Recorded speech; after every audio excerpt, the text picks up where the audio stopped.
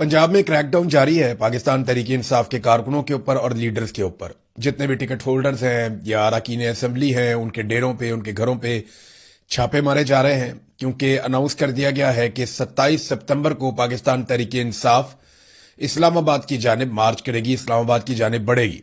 अब इस सिलसिले में वो तैयारियां करेंगे पाकिस्तान तहरीक इंसाफ वाले, और हुकूमत भी तैयारियां करेगी। हुकूमत को भी काफी वक्त मिल गया है अपने मामलात से निकलने का।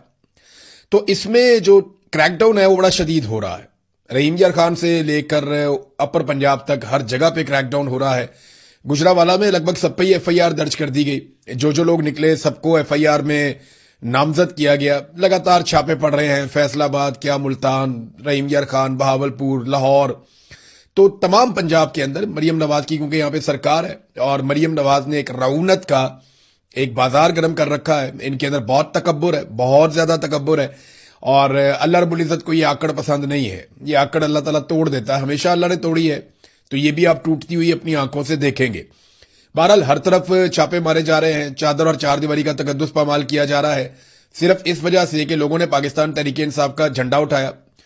ये जो मियां महमूद रशीद साहब के दामाद हैं उस्मान साहब, इनको, ये लाहौर के सदर भी है पाकिस्तान तहरीक इंसाफ के, इनके ऊपर टॉर्चर किया गया पुलिस की जानिब से, इनके कपड़े फाड़ दिए गए अकरम उस्मान साहब के, और दीगर लोगों के साथ भी इसी किस्म का सलूक किया गया। तो पंजाब की जो पुलिस है वो अपनी मुकम्मल फस्तायत दिखा रही है।